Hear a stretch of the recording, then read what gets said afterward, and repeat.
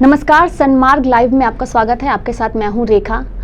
आज हम आपको एक ऐसे शख्स से मिलवाने जाएंगे जिन्होंने ना सिर्फ कई बच्चों की ज़िंदगी को आगे बढ़ाने का काम कर रहे हैं, इसके साथ ही कई बच्चों को ऐसे मंजिल पे पहुंचा रहे हैं जिनसे उनका करियर जो है वो काफ़ी आगे जाएगा। आप सब ने आनंद कुमार का नाम सुना होगा। सुपर 30 फिल्म रिलीज़ हुई है और हमारे देश में कई ऐसे प्रतिभावान टीचर, शिक्षक या कलाकार कहें तो मौजूद हैं जिन्हें खोजने की एक मुहिम सन्मार्ग लाइव ने शुरू की है। और इसी के तहत आज सन्मार्ग लाइव ने धीरज किशोर जी से मुलाकात की और धीरज जी इस वक्त हमारे साथ मौजूद है जिनसे हम बात करेंगे।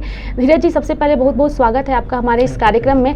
हम चाहेंगे कि आप हमारे दर्शकों को बताएं क्या कुछ आपकी जो सानवी क्लासेस है वो क्या कुछ बच्चों के लिए प्रतिभा प्रदान करती हैं।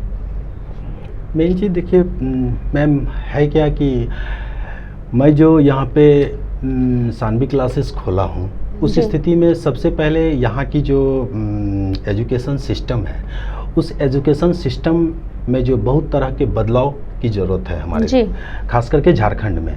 झारखंड के बच्चे में प्रतिभा है, लेकिन वास्तविकता चीज़ यह है कि उसके पास उसको सही गाइडेंस नहीं मिल पाता है, जिसके कारण कि वह अपने मंजिल को पा नहीं पाता है। अच्छा धीरज जी, सबसे हम उन सब प्रतिभाओं के बारे में तो जिक्र करेंगे। सबसे पहले आप हमें बताइए कि आप कहाँ से इंस्पायर हुए कि आपको इस तरीके के क्लासेस खोलने चाहिए बच्चों के लिए, कहाँ से इंस्पायर हुए आप? मैं सबसे पहले मेरे टीचर रहे आनंद कुमार सर। मैं उसके सुपर 30 के सबसे पहला बैच का मैं पहला स्टूडेंट था। उसमें हमारे गौरव कुमार भी थे जो कि उसी में मैं उनके मार्गदर्शन से आगे बढ़ा।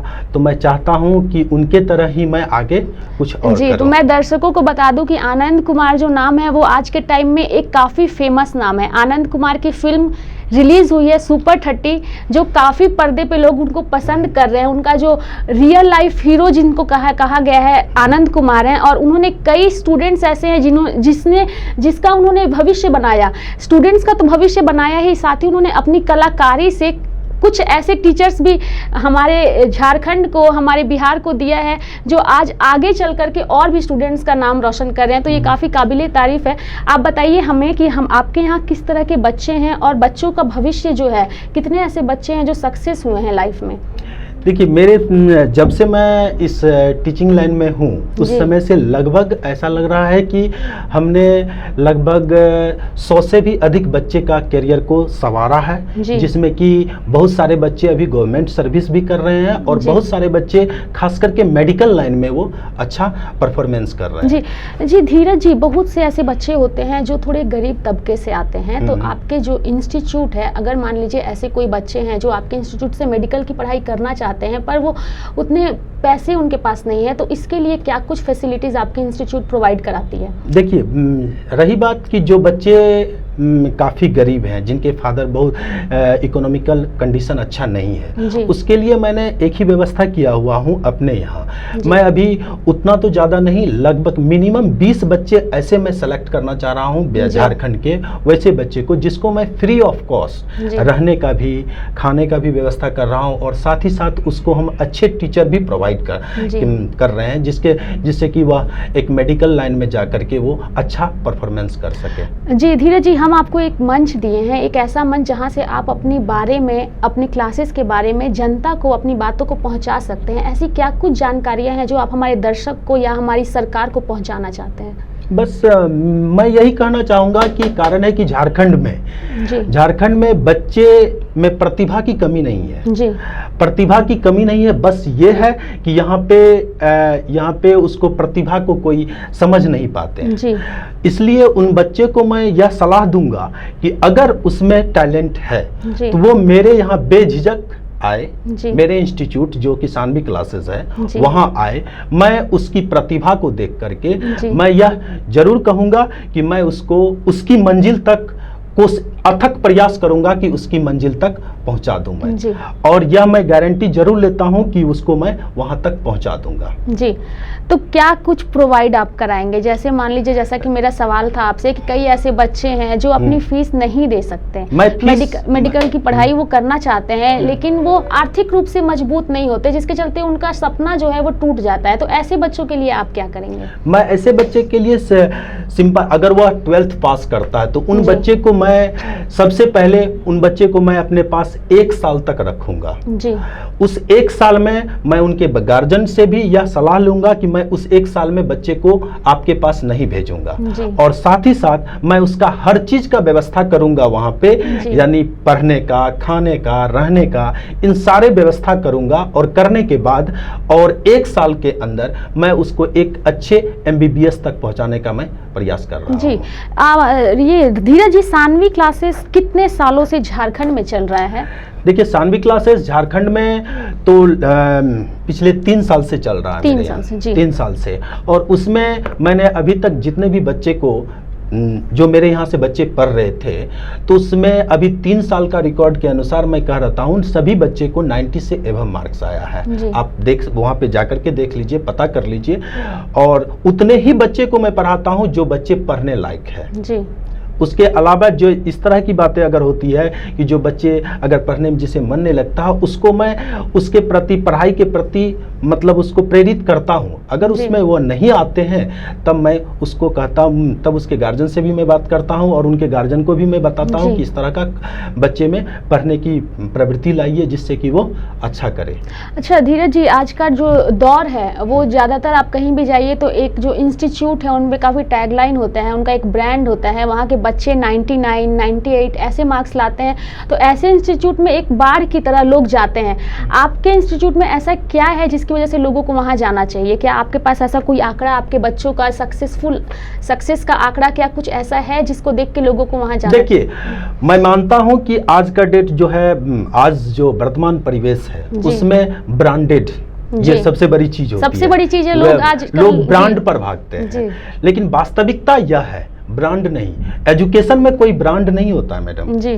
इसमें सिर्फ ये होता है कि बच्चे को किस तरह से पढ़ाया जाए जी। और बच्चे को आगे जो क्वेश्चन पूछा जा रहा है, जो एग्जाम में, मेडिकल हो या इंजीनियरिंग हो, उसमें जो एग्जाम में क्वेश्चन पूछा जा रहा है, उस क्वेश्चन को कैसे टीचर को किस तरह से व्यवस्थित किया जाए कि बच्चे को उस तरह के क्वेश्चन अवेलेबल हो और उसके साथ ही साथ उसको उसमें कंपटीशन में उस तरह के क्वेश्चन को फेस करने का मौका मिले उसको। दूसरी चीज, एक चीज और मैं आपको बताऊंगा कि मेरे यहाँ मैं हर साल जो एग्जाम में पूछे जाते हैं क्वेश्चन, या जैसे कि मैं एम्स की मैं बात करता हूँ, एम्स का कोई भी क्वेश्चन ये नहीं आता है, मार्केट में नहीं आता, उसके क्वेश्चन पेपर नहीं आते हैं, लेकिन हम लोग जो क्वेश्चन, जो टीचर लोग हैं, जो एम्स में फैकल्टी सब हैं, उनसे थोड़ा सा डिस्कस करके, उनसे क्वेश्चन का पैटर्न पूछ करके, वहाँ से वो क्वेश्चन का पैटर्न हम लोग बच्चे को प्रोवाइड करते हैं, जिससे ये होता है कि बच्चे में क्वेश्चन का एक तरीका, पूछने का तरीका उसमें आता है, और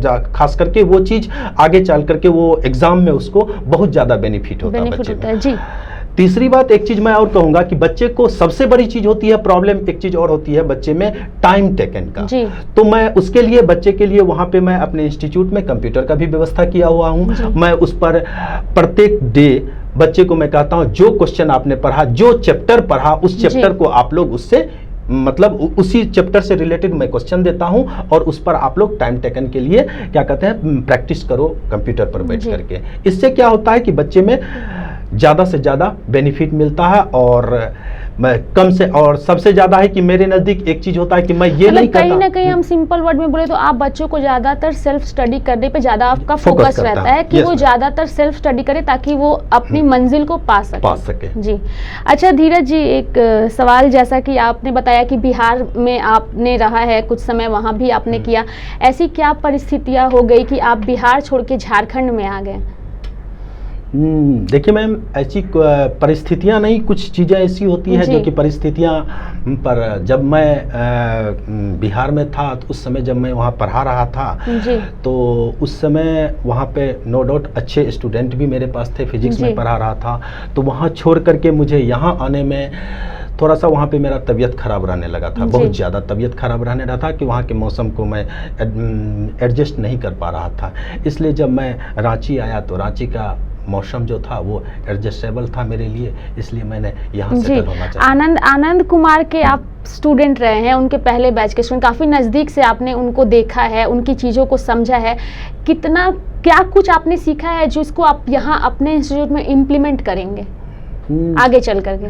देखिए, उनसे तो वो तो मेरे आदर्श रहे हैं और आज भी आदर्श हैं मेरे। फिल्म आपने देखी कि नहीं है? फिल्म आपने देखी? नहीं, अभी तक तो हम नहीं देखी है फिल्म, लेकिन देखूंगा जी।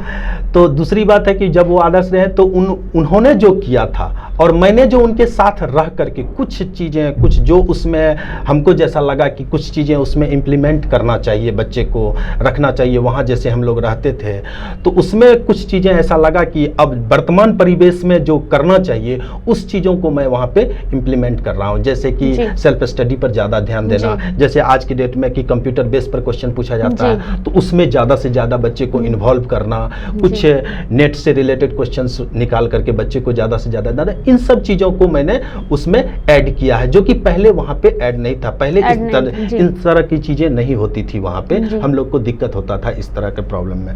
तो अब बच्चे को वो सारा चीज़ व्यवस्था कर देंगे, जिसके कारण कि बच्चे को अच्छा एजुकेशन मिलेगा और आगे जो उसका भविष्य में जो भविष्य में वो करना चाहते हैं उसमें अच्छा राह मिलेगा। जी धीरज जी, आजकल का जो दौर है सोशल मीडिया का दौर है, लोग ज़्यादातर टाइम अपना उसमें व्यस्त करते हैं, तो आपके बच्चे जो हैं उनको कैसे आप उस चीज़ से हटा करके पढ़ाई पे फोकस करते हैं? क्योंकि बेसिकली आजकल सबके पास एंड्रॉयड फ़ोन है, सारे लोग फ़ोन में ज़्यादा व्यस्त रहते हैं, तो इसके लिए आपका जो इंस्टीट्यूट है वो क्या कुछ करता है कि बच्चे जो है वो पढ़ाई पे फोकस करें? सोशल मीडिया का है नो डाउट, आज के डेट में 90% बच्चे ऐसे होते हैं जो कि सोशल मीडिया पर रहते हैं और उसके वो जिस तरह का व्यवस्था किया हुआ सोशल मीडिया उस तरह का काम करते हैं। लेकिन मैं बच्चे को इतना ही कहता हूं कि सोशल मीडिया पर जो दिया हुआ है, आप जहां फंस रहे हैं, कोई भी क्वेश्चन में अगर फंस रहे हैं तभी आप सोशल मीडिया का यूज करें, नहीं तो आपके पास जो बुक है, मैं बच्चे को कहता हूं कि जो बुक चाहिए, जो राइटर का बुक चाहिए आप पढ़ो। आप जितना ज़्यादा उसमें ये रेगुलर उसको पढ़ोगे उतना ज़्यादा आपका बेसिकल मजबूत होगा जी। बेसिक उसका बहुत ज़्यादा होगा, क्योंकि क्वेश्चन जो पूछा जाता है आज के डेट में बेसिक से रिलेटेड क्वेश्चन पूछा जाता है, और सोशल मीडिया में जो भी क्वेश्चन रहते हैं या जो भी चीज़ लिखा हुआ रहता है वो बेसिकल नहीं लिखा हुआ रहता, वो एज ए टोटल किसी भी चीज का आंसर दिया हुआ रहता। आप उसको सर्च करेंगे तो उसका आंसर आएगा आपको। वो आंसर कहां से आया? क्योंकि हम आज के ये जो है साइंस है, साइंस यह बताती है कि आप हमको एक्सपेरिमेंट करो तभी जाकर के हम तुम्हारे दिमाग में रहेंगे। विदाउट एक्सपेरिमेंट का साइंस हमारे दिमाग में नहीं रह सकता है। इसीलिए बच्चे को खेलते खेलते मैं ये बताता हूं कि जो चीज तुम पढ़ लिए, पढ़ करके आपस में डिस्कस करो, ये ऐसा होगा तो ऐसा क्यों होगा, क्योंकि साइंस यह कहती है कि तुम जितना हम पर मेहनत करोगे उतना ज्यादा तुम्हारे ऊपर हम मेहनत करेंगे। जी जी जी। तो धीरज जी, चलते चलते एक आखिरी सवाल, आप हमारे दर्शकों को क्या मैसेज देना चाहेंगे, अपने इंस्टीट्यूट को लेकर के क्या जानकारी देना चाहेंगे? मैं दर्शकों को यही जानकारी देना चाहूंगा कि अगर बच्चे में टैलेंट है, बच्चे में अगर टैलेंट है, जिस क्षेत्र में टैलेंट है तो उसको उसी क्षेत्र में जाने दें। रही बात कि ये क्या कहते हैं कि उसके पीछे कितना खर्च होगा, खास करके अगर मेडिकल में बच्चे जाना चाहते हैं तो मेडिकल में सीट कम है, उसके में अगर जाना चाहते हैं तो बच्चे को नो डाउट बेहिचक मेरे पास भेजें। मैं उसका टैलेंट देख करके मैं उसके अनुसार उसको प्रोवाइड जरूर करूंगा, मैं उसको वहां तक जरूर पहुंचाऊंगा। बहुत बहुत धन्यवाद धीरज जी आपका। तो ये थे हमारे साथ धीरज जी जिनसे हमने बात की। हम सब जानते हैं कि हमारे देश में टैलेंट की कमी नहीं है।